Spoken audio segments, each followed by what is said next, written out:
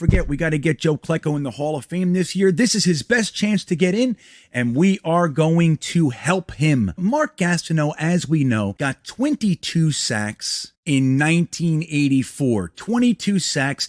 No one has eclipsed that. No one has touched it. And then Michael Strahan comes along, and they were in the final game of the season, and it looked like he just wasn't going to do it. And what happens? Brett Favre, with very little time left in the game, rolls out to the right and just lays down. The tight end barely went to block him. It was as if they talked about in the huddle. Let's just give Strahan the record. He's earned it. It sure as heck looked like they planned it. He rolled out, laid in front of him, and Strahan went nuts, and the NFL acted as if things were all hunky-dory, like nothing was awry. No one cares. Just give away records, especially from a team and a man that don't have much. It's all we got, and you had to take it from us, man.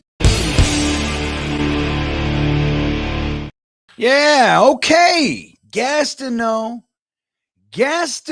time, everybody. Maybe we talk a little Gastineau to the Hall of Fame. It's going to be harder. It's going to be even harder than the 35 years it took us for Joe Klecko. But hello, nonetheless. I am GreenBean. Welcome to a Sunday night chitty chat with friends about the New York Jets. I'm happy to be here, man. I had a really productive day. Good stuff, man.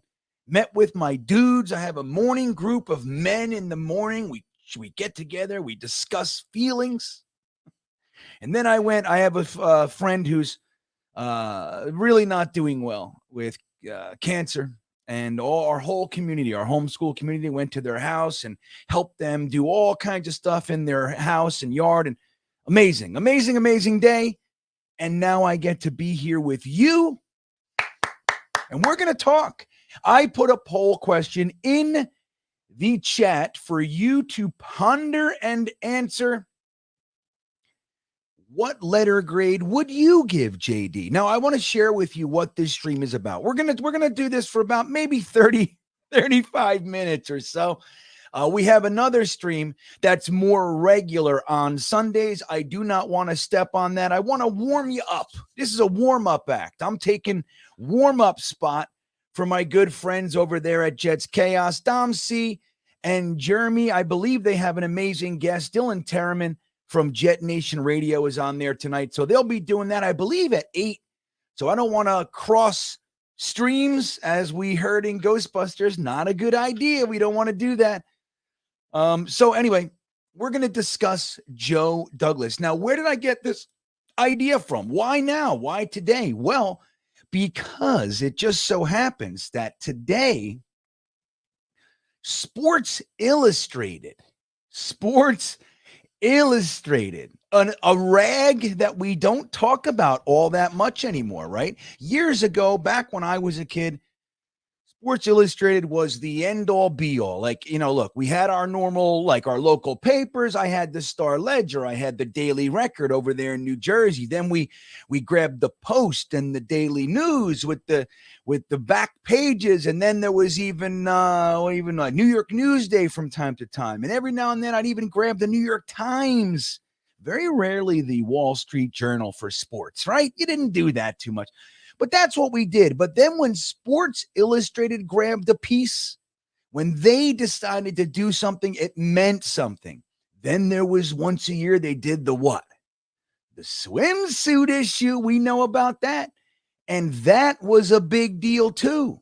Now there's so many publications and internet sites, and quite frankly, with more refined expertise than Sports Illustrated in any one given avenue, like the New York Jets, for example, that it's just they've lost a lot of their luster, a lot of their oomph, their impact in many respects, at least from my angle. I don't ever think of Sports Illustrated, right? Do you? I don't even look at a swimsuit issue anymore. I'm telling Sports Illustrated, it's just lost its kind of, its impact. But that said, they put out a report card on Joe Douglas. So let's talk about this, and we'll see. I have not looked at this, so we're going to go over everything he's done, and let's see what we think is really going on. Okay, guys, so let's do this thing here. Let me say hello to some of you guys first. Okay, I got it. What's up, Aaron Gertz? That's right. Well, this is going to be a big one, isn't it? Mindy Adam is here. What's up? Kyle Reimer's here. Tyrone Johns. GreenBean, I think the Jets should give Joe Douglas another shot. He's a good GM, and he takes his time evaluating. I mean, another shot. I think I know what you mean. I don't know if another shot. I mean, he's getting his shot, right? I don't think there are fans out there that think Joe Douglas is on some proverbial hot seat. I think that could not be further from the truth. I think he has clearly done enough. Yes, he whiffed with Zach, totally, at least up to this point. But everything else, you look around, and the team's it's a different team. When he took over, we were garbage, right? So now we at least have the idea that if we get a quarterback, we might compete. So let's see what this is, right? I think they should as well. Ben says, what up? Yeah, we're lucky to have you. Yeah, all right. Well, there you go. I feel the same. The main catch is here. What's up, buddy? Good to see you. Rusty Spooner's in the house. In JD, I trust A+. Zach wasn't his fault. That a tragedy and Coach Knapp had Becton and Mims are going to be amazing this year, by the way. What's up? Yeah, I agree. Oh, excuse me. I got very thirsty. All of a sudden, Ron Duffy. Well, hello, Duffy. Hello to you. Jiggs is here. Right on. I don't know. I mean, that's a good point. Look, it's 2020. Well, here's the good news. If that's what we're using to as like the anchor, and he's done better since then, wouldn't you rather have like McCagnon came out of the gate, right? 2015, he won NFL Executive of the Year. Right? First time, he got Revis, he got Cromartie, he spent all Idzik's money. Idzik spent 2 years cleaning the joint up. McCagnon went out there and spent all his money, signed Revis back, who Idzik traded away, and he did all the stuff. And then he gets the 5th overall pick or 6th overall pick. He takes Leo, the consensus best player in the draft, blah, blah, blah. And then he fizzled. I mean, he sucked. That draft was garbage too, and then he kind of fizzled. Wouldn't it be better if your GM starts rough and then gets better with time? I think that's a better trajectory. That's what we're looking for. Jet Freely's here. I know. It's a good point. Anthony G, what's up? Malone La B plus for JD. I want JD regardless of how to. I know. That's where I am. Anthony G, what's up? A Fungus Among Us is here. That's the thing. I don't think too many people really know what the general manager market would be. So he was like, he sucks. Get him out of here. But who? I mean, I don't think too many people know. We have more of a grasp on maybe which coaches we might like or stuff like that. But we don't necessarily know who the hell's out there for a general manager. I mean, you could look and say, okay, we want somebody from the Ravens. They run their organization well. Well, we have one. Or maybe you can go with the Steelers or the Niners, maybe John Lynch's protege. If you want a guy who trades 3 firsts and a third for a quarterback to replace a quarterback that you have, he gets hurt, and then your 7th round pick play. I don't know. Maybe you want to see that. So what's up? Everything New York Jets is here. What's up, guys? How you doing?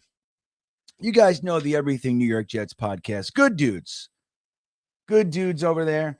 And we got Joey G, JC, Martin, Georgeif, Chef of Music, George F. You are the best, man. Zach Hunko. Look at you guys. This is great. I'm telling you, Anthony G's got it right. If JD doesn't work out, I'm fully expecting a phone call. I'm telling you.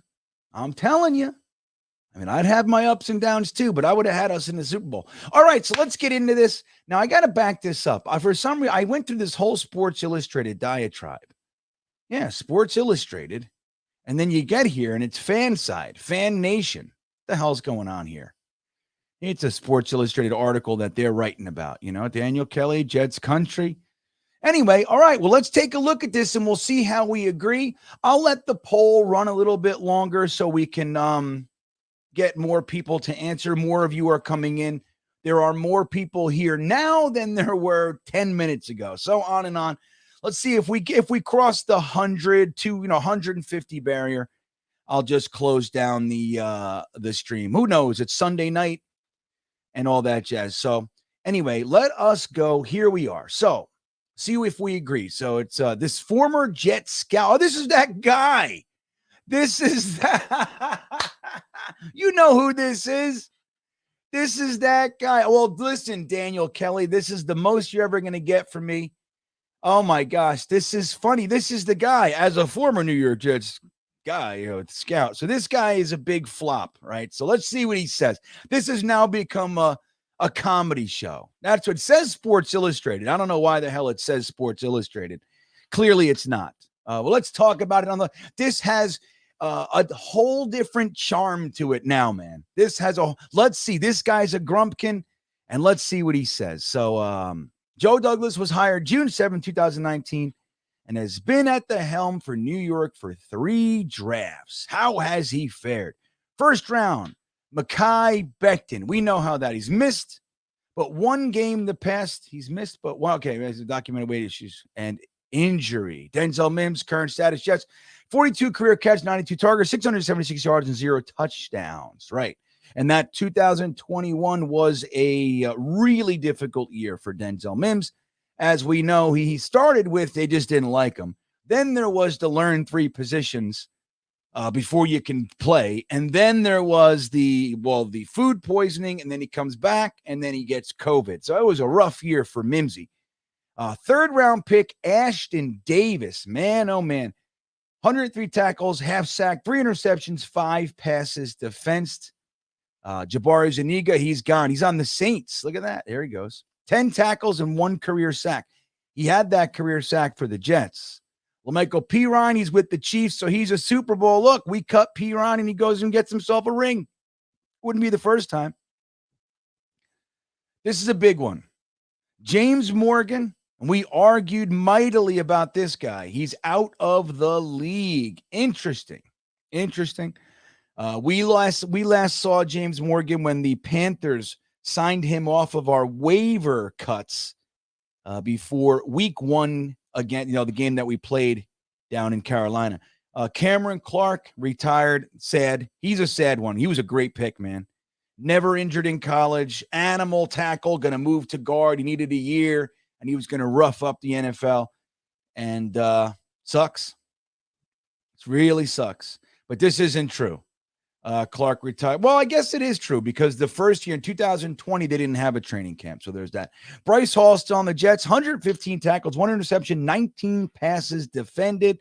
I still love me some Bryce Hall, but they clearly upgraded with Sauce and DJ Reed. I find it interesting that Brandon Echols starts over, has the 53, the active status over Bryce Hall. I don't see it. I'm fine with Brandon Echols, but I don't see it. I think Bryce Hall is twice the cornerback that Brandon Echols is. But it is what it is. Braden Mann, much maligned, remains the team's punter, 45.4 average. Bottom line, 5 of 9 players currently with the Jets. Grade, he gives him a D. All right. And I think, I think the way it stands currently, right, if you just look at the facts, I think D is probably appropriate. Best you can give it is a C. Now, if Becton, like Rusty Spooner was saying, if Becton, who looks like he's really engaged, really working, lost some weight, looks good. If he can come back and play and be the guy that we thought, I mean, he's still 23 years old, that's going to knock it up to a B if that one hits alone. If this new regime can look at Denzel Mims and goes, wait, why weren't you using this guy again? What the hell is this? What's your problem? Then we can see if these 2 guys come out of the gate and look good, then we're going to have a whole different letter grade. Then we got Ashton Davis and all that sort of stuff. We'll see what happens with Braden Mann as well. I do think it's difficult to retain Braden Mann for the $3 million. You cut him and you save. I mean, it's over $3 million, I think 3.2 or something, 3.5. Something along those lines. It's real hard to keep an inconsistent punter when he's $3 million on your cap. So this is wrong. Wilson was the number 3 overall pick. He was not. He was a number 2 overall pick, butthole. He's 55.2% completion percentage with 15 touchdowns in 2 years. Can you believe it? 18 interceptions. Now we got AVT, who's a all-pro level guard. Now we got to see, man. We got to see, and he plays tackle, of course.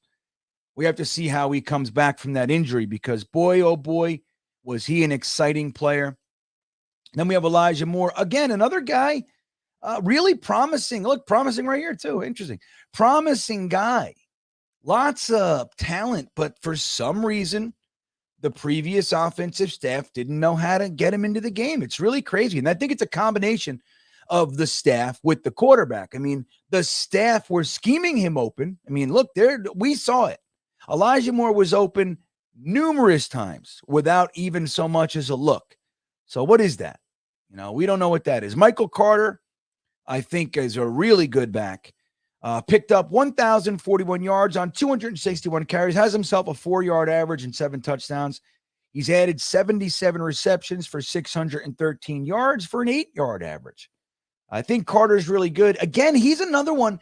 Interestingly, at the end of the year or late in the year, last chunk of the season, he just got in the doghouse. Like he had that fumble in Buffalo, which was just sucked the life out of us, by the way. I mean, that was a big-ass fumble.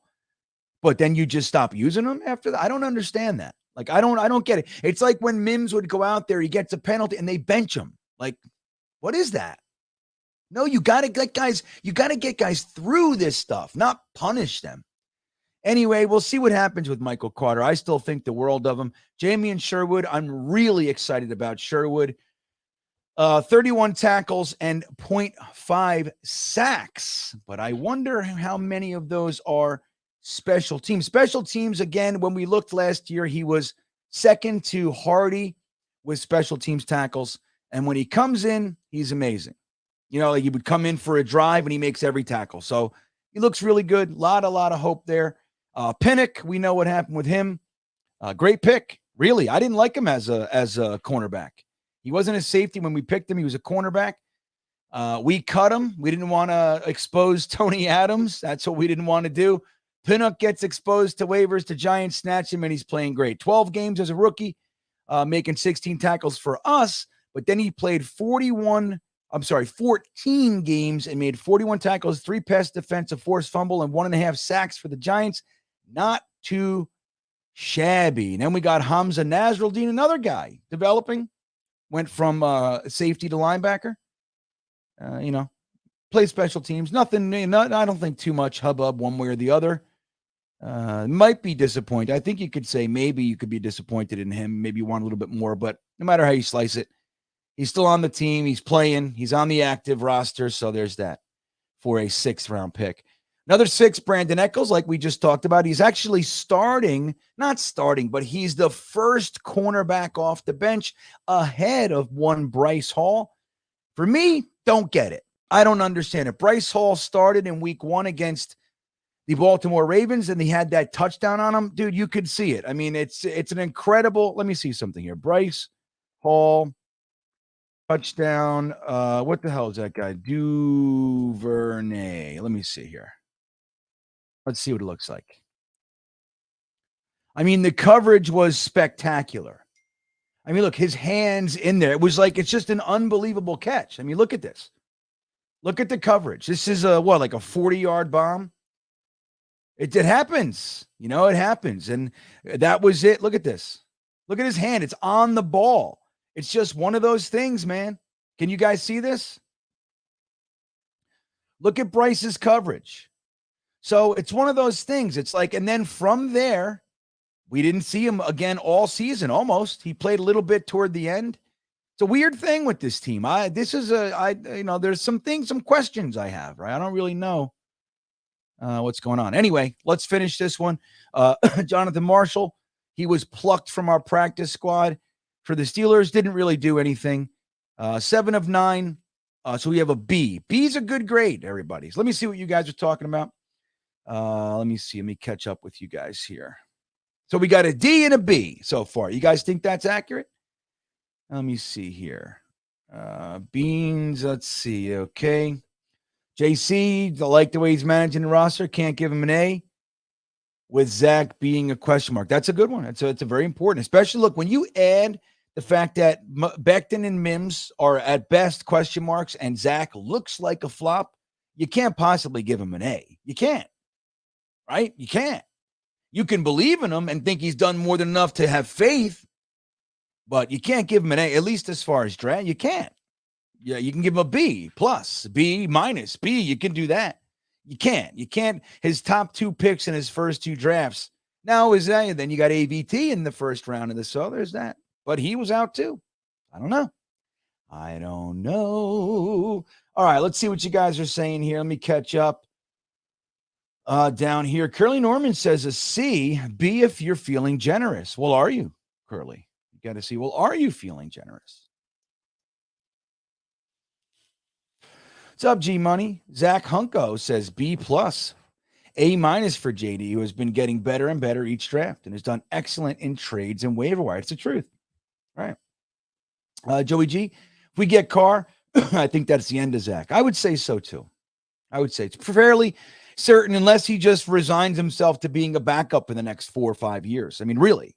And he might say, you know what? I just like what I'm developing.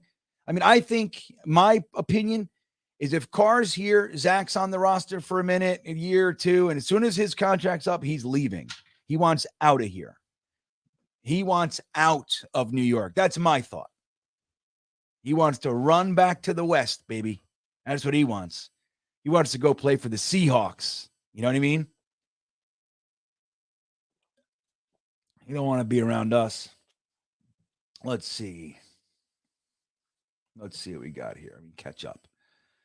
JD has more hits than misses, MPC. Right. Good. I'm good, Pump. How are you?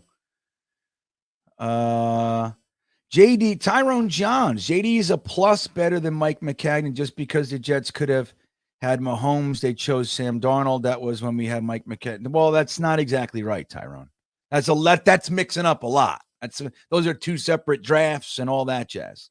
We didn't choose Sam Darnold over Mahomes, other than to say that you could make the argument that McCagnon didn't feel like he needed to take a quarterback because he liked the 2018 draft class better. But then, I mean, what is he saying though? Then the 2000? So we're just going to lose? Like, if you say that, if you say I was waiting till 2018 to grab my quarterback, then what you're saying is you essentially just agreed to lose out because you got to be at the top of the draft to get those guys. So what are we talking about? You know? So I think that he used a 2nd round pick on Hackenberg in 2016, and he wanted and a 4th round pick and a 4th and 7th to move up and get Bryce Petty. So he took 2 quarterbacks in the 2 previous drafts. He traded up for Bryce Petty. Then he took a 2nd round shot at Christian Hackenberg, and he wanted them to play. But him and Bowles were not on the same page. Bowles said, screw that. I'm not playing either one of these losers. He ended up playing Bryce Petty when McCown went down. He never played Hackenberg. Never. So that's why McCagnon didn't take Mahomes or Deshaun Watson, and he took friggin' Jamal Adams. Like, there's never been a more quarterback-starved team. We're up there. We could just take one, and he takes a safety and then follows it with a safety. It's crazy. Truly crazy. Truly crazy. Alien face. Zach is praying the Jets sign Rodgers. I agree. And look, everything aside, if we're just looking at the team, play on the field, the team, and everything, long-term plans, Aaron Rodgers would be the best. He's going to be here 2, maybe, anywhere from 1 to 3 years, right? More than likely 2. He comes in, you develop Zach for those 2 years, you see what you have. You're not going to pick up his 5th-year option. And then you see if you want to sign and say, hey, man, we'll give you an incentive-laden contract extension. We trained you for 2 years behind Aaron Rodgers. Aaron Rodgers took extra love and care and time with you. And we want you to fight for the starting job. Or he could just say, screw you. Thanks for the time. Thanks for Aaron Rodgers. And I'm out. He could do that too. But I think Aaron Rodgers is the best from that angle. If you're just looking for, you want to fix your quarterback position for the next 5 to 10 years or more, you just grab Derek Carr and you call this shit a day. That's, so it depends on how you're looking at it. But you're right. Zach is definitely looking. At Aaron Rodgers being the guy. Yeah, JETS. P. Ryan won a Super Bowl. He's on the Chiefs. Interestingly enough, he was on the Eagles before that. Let me make sure. I thought he was on the Eagles. That was news to me. Let me see something here. Oops, let me see here. Michael P. Ryan. Yeah, he's on the Chiefs. So he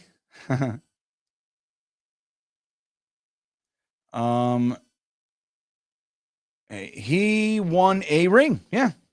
He's got a Super Bowl championship on his resume. He's got a ring coming in the mail, right? He's going to be a part of that whole thing. So he's good. He's good. Lots of bad luck. Totally. Lots of bad luck. Curly Norman, we have had such ineptitude at the GM position that we have a skewed view. I do believe that JD has done a good job, but it's about wins and losses at the end of the day. This is the year. It is. It's about wins and losses. But again, you have to factor in that at least first year, really the first two, was about tearing it down, getting and putting your pieces in place. That's what it was.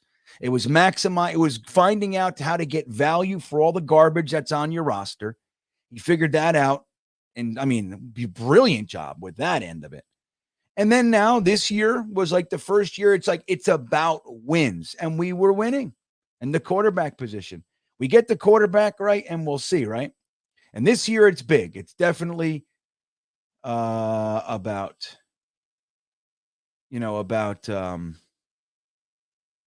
wins this year. GreenBean's always had a soft spot. Well, fuck yeah, he's good. And he comes from UVA, so I like that too. He's good, dude. I don't know what anybody... Look, if we traded Bryce Hall to a team and they started him, he's going to be a good starter. I mean, he was a good starter for us. He had 19 passes defensed. I mean, he's good, dude. He shut down receivers like Jamar Chase. And I mean, is he bright? Is he sauce? No. But he's a quality starter. Again, I don't think Echols is better, but who am I? Nick says every GM has misses. JD has done a good job building this team the right way. I think what's interesting is that we all kind of have this idea. So look, I'm going to end this poll and put up another one. Let me see what we got here. So I want to get your thoughts on this. It's a very important question. All right, but this one is, what grade did you give Joe Douglas? B1 with 54%. That's where I am. B. Solid B, though. An A1, 39. Well, I'm sorry. A received 39%. C1, 1 again. 5% and 0% said F. I have to admit, I'm surprised. So let me put another poll question, and then we're going to end this in 5 minutes, okay? Okay. Do you believe we are a quarterback away from true contention? All right, that's the question. Because if you do, that speaks volumes. All right. Let's see. Thomas Cahill, what's up? Watch Joe get a third for Zach. Let me tell you something, Tom. May I call you Tom? I used to call you Thomas. I don't know what happened to that. I don't know why. I don't know what happened, Tom. But hopefully you're the same guy. I don't know. But, imagine Joe Douglas, so we sign Carr or we sign, let's say we trade for Rodgers. We give them a first and a conditional pick, a third. And then he goes and gets a third for Zach. Could you imagine? Could you imagine? Imagine he gets more. Imagine he gets a first. Somebody's like, oh, dude, I'll take one of these, egocentric, offensive minded guys like, dude, give me that kid. The Jets completely mismanaged him, just like Rule and Brady thought with Sammy. They said, dude, the Jets suck. Give me that guy. I'll make him into a winner.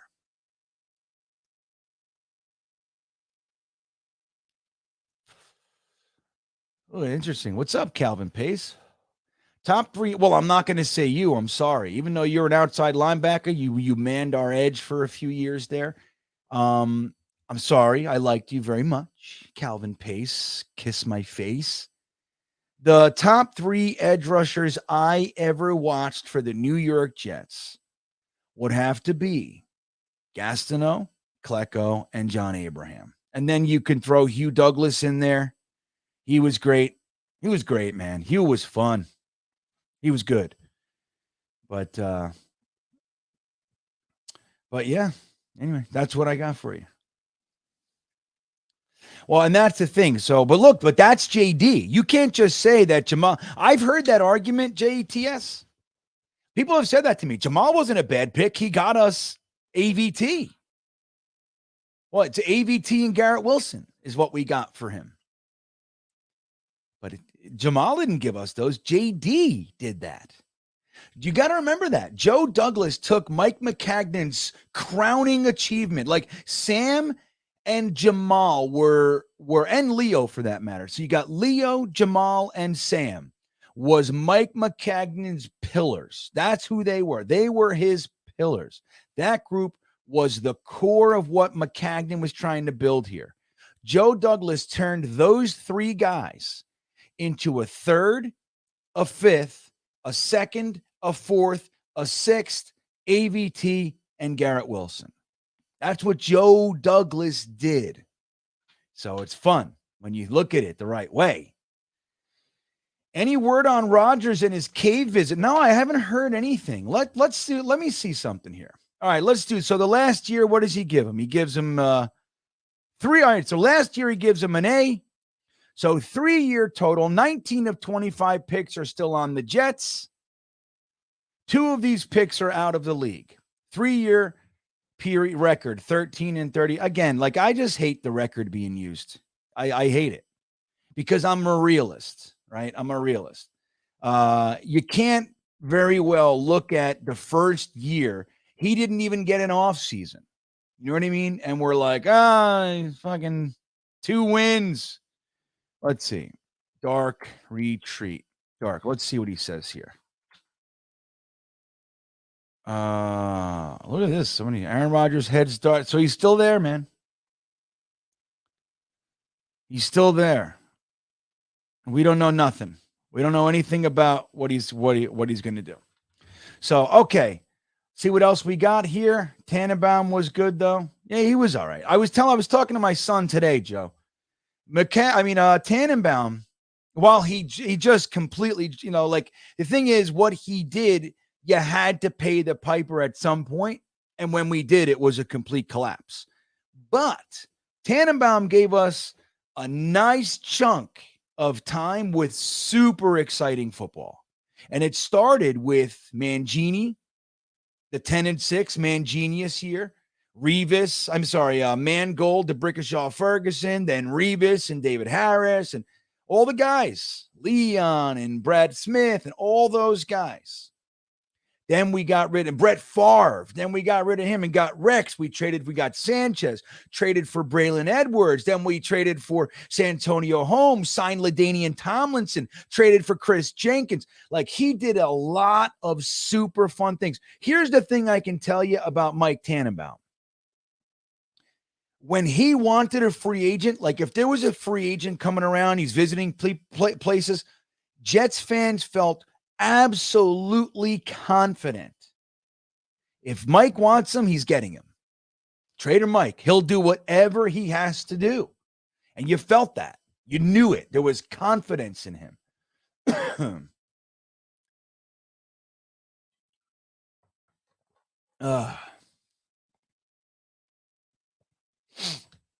Let's see. Yeah. Curly says, JD missing at quarterback is big knock. How many GMs get that wrong and keep their jobs? I'd venture to say plenty. Plenty. Plenty. Plenty have numerous quarterbacks. Plenty. Plenty. Now, do you want me to give you a list? I'd give you a couple. The guy over there in Cincinnati has had numerous quarterbacks, big trades, all that kind of stuff. What about the guy from the Cardinals? He picked no, he's gone now. He just resigned this year, Steve Keim. He had 3 coaches, 2 first-round quarterbacks. So, I mean, you know what I mean? So it happens all the time. I guess, I think more GMs, like if they get their big shot at quarterback, if he fails, a lot of GMs would get fired too. But it's really a fool's errand, man. If you're bringing guys in and you sign them for 6 years and you fire them 3-4 years in, it's just stupid.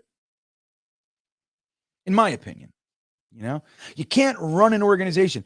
Like, you have to let some people get through and overcome difficulties. And yeah, man, so you whiffed. But he's done a lot. Like, you got to look at everything, the whole work. Like Mike McCagnon, you could see it. He failed everywhere. Every which angle you looked at with McCagnon, he was blowing it.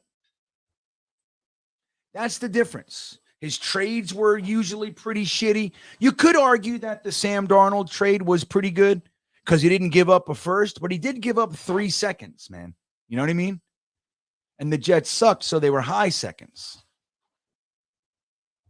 But he didn't give up a first, but he only moved 3 spots. He gave up 3 seconds for 3 spots. That's a lot. That's a lot. Let's see what else. And I'm gonna wrap this up because we have to I don't know. You could make the argument that Idzik was worse. You could make the argument Bradway was worse, Joe. You really could. You really could. McCagnon was bad. He really was. How'd you get in here? How'd you get in here, BYU fan? You keep changing something about your name, like you put an extra space in there or something. I'll tell you what, I'm not going to kick you out, but the first sign of any bullshit, I'm not even going to say anything with you. Okay? Deal? I don't know how you got back in here. I don't know how he got in here. All right, let me end this poll. So we'll see. Do you believe that we are a quarterback away from true contention? Where did it go? There it is. Wow, look at that. 80% of you said yes. And I'm going to tell you what that really means. Because when Joe Douglas got here, we were not. Yep, there he is. Get out of here. You're out, BYU fan. See, that's what he does. You're out. Get out of here. The first thing, his first comment after I said that, he goes right back to the same shit. I hate it. I'm done.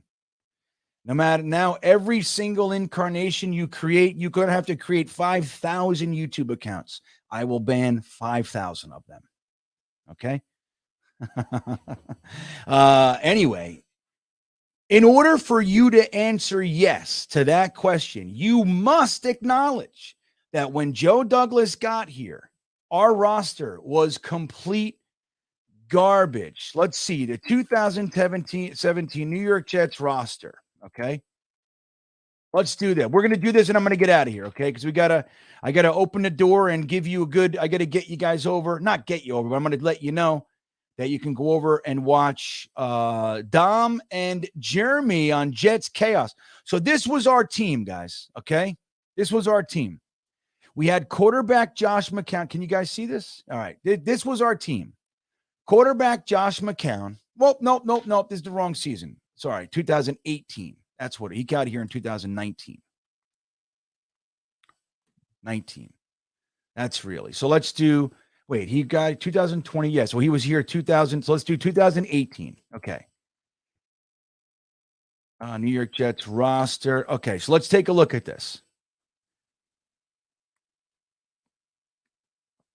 Here was our roster, okay, when Joe Douglas got here. Quarterback Sam Darnold, we know what that looked like. Bilal Powell, we all love him, but let's be real. He was a mid-range back. We love Bilal, love him, but, he's no LT. Robbie Anderson, we know what he is. He's fine. Anunwa, perpetually injured. He had one full season in his entire career. We loved him too, but he couldn't stay healthy. Chris Herndon, complete fraud, did nothing. Eric Tomlinson sucked ass. Ended up carving out a nice career for himself with the Ravens, but still, Kelvin Beachum, good left tackle. Carpenter, hit or miss. He was okay at left guard. Spencer Long, complete flop. Brian Winters, always injured, played injured here 3 straight years and was nothing short of a revolving door. We cut him. He signed with the Bills, and they cut him a year later. Same thing with Spencer Long. We cut him. The Bills signed him. They cut him a year later. Brandon Shell, good. Good right tackle. Not great. Certainly not terrible. Had his bad games, though, I'll tell you that. But he was good. I would say average, right? Defense. Leonard Williams, Steve McClendon, Mike Pennell, Brandon Copeland. What do you think of that defensive line? And Steve McClendon was 32 years old. Look at that. Mike Pennell, right defensive end. What do you think of that? So our linebackers were Copeland, Darren Lee, Avery Williamson. Now, Williamson was really good this year. Darren Lee was not. We were all hoping Darren Lee would end up being something. He had his nice games. He did, but he was weak at best, average at best. Avery Williamson was a stud this year. Jordan Jenkins, again, decent player. He had the 7 sacks. 6 of them were coverage sacks. I'm serious. If not all 7. Jordan Jenkins was a guy. He was his asset was that he was relentless. Like, he played hard and he was athletic and he was good. But he was not the guy that you sent on a blitz that was dominating and running through. Nuh-uh. That was not him. He didn't take over at all. He would get coverage sacks, which is good in its own right. But Trumaine Johnson, complete waste of space. Mo Claiborne, he was okay. He was decent for us. Then you got Jamal Adams and Marcus May. Both of them were pretty good, right? They were pretty good for us, both of them. Jamal Adams, more of a fraud, more of an illusion. Marcus May was a very solid player. But that's our team, guys. Where's the star? Where is it? What are we doing? So this is what Joe Douglas inherited. He turned Sam into 3 picks. He turned Chris Herndon. He turned him from a 6th to a 4th. He cut these guys. Leo, he turned into a 3rd and a 5th. McClendon, he turned into a 7th, if I remember correctly. Darren Lee, Gase turned him into a 6th. Avery Williamson, he turned him into a 5th. Jordan Jenkins, he let go. Trumaine Johnson, he paid for 3 years. Mo Claiborne, he let go. Jamal, he made into 2 firsts and a 3rd. And May, he let go after he was, whatever, drunk driving and everything else. So what do you think of that? Now we think we're a quarterback away. You see it? Do you see it, everybody? All right. Anyway, the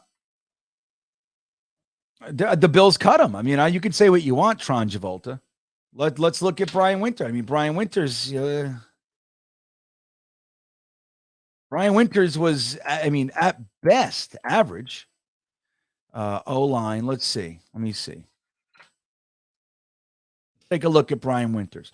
So, yeah, he did. Look, just so we're clear here, guys, on Brian Winters, I want to make sure you understand. We can feel how we want about anybody, but when you just look at it, this is Brian Winters' career, man. Okay, now remember, these years he was hurt. He played 13 games hurt. 13 games hurt. He made it 16 games, but had surgery after it. Then he played 9 games. Then he goes to Buffalo. He plays 16 games. They cut him. He played 1 more year in Arizona, played 2 games. So, I mean, what are we talking about? That Brian Winters was great. I liked Brian Winters fine. He was always hurt. He played every year hurt. So even when he made it, like he was like, it's like, look, you want to respect the guy, right? He's an Iron Man. He's playing with a torn pec. You got to respect that. But he still sucks while he's doing it. We just said, if we had anybody to backfill, he would have been sitting on the bench. He was all we had. So Joe Douglas, remember, he cut him. He signed with Buffalo. He played 1 year and they cut him. And then he went to Arizona, played 2 games, and his career's over. So that's it. Again, I didn't hate Brian Winters, but he was not, I think you're remembering it falsely. He just was the best guy on a terrible line for many years. All right, guys, with that all said, Winters was bad. John, Winters blew. Hamsicle says A+ with sprinkles. All right, listen, Marcus May was overrated, Joe. He was a solid player at best. That's what he was. Solid. He was a good football player. Jamal Adams is overrated. So, guys, with that said, I want to thank you for your time. Thank you for hanging out with me. I think the overall grade that this little video and this chat and this group of individuals gave Joe Douglas was 54% B rating. That's what we're giving Joe Douglas. And again, you have to acknowledge, if we look at the roster when he came here, the fact that we're a quarterback away from contention now, that's Joe Douglas. If you want to say, look at Jamal Adams got us AVT and Garrett Wilson, that's Joe Douglas. So there's a lot here to like. Don't let the doom and gloom sprinkle on your head and get you down. We got a lot to look forward to. Let's go sign Derek Carr or Aaron Rodgers. Call this offseason a day and go kick some asses. With that all said, I want to thank you guys. I love you. Don't forget, tomorrow morning, GreenBean's Jets Pod, episode 105 will be released nice and early in the morning, 6 a.m. on both YouTube and audio formats. I hope you enjoy it, and I will see you. What am I going to play for you? Let's do this one. I'll play you. Did I play this one in the beginning? Nope. Let's do this one. Guys, have a great night. And don't forget to go over to Jets Chaos. They're on right now, I believe. Dom C., Jeremy from Jets Chaos, and Dylan Terraman from Jetnation. You'll have a good time over there. I will see you tomorrow morning. Have a great night, everybody. If you have the opportunity to get a quarterback of Derek Carr's caliber, you bring him in, because you never know what can happen. You take your shot. You definitely explore it and see what it's going to take, and you have your meetings and everything. But if not, I think you got to do it. I think you got to do it. I think you got to do it. I think you have to grab Derek Carr and just leave the Aaron Rodgers thing for, hey, no thanks, but no thanks kind of thing. It could have been great, but Nathaniel Hackett and Derek Carr are going to work just as well together. We have tons of weapons for Derek Carr to exploit. I think it's more than enough. Let me know what you think. As much as I think Aaron Rodgers would be great here, I think you cannot ignore the opportunity to get Derek Carr, and that is the intelligent gripe.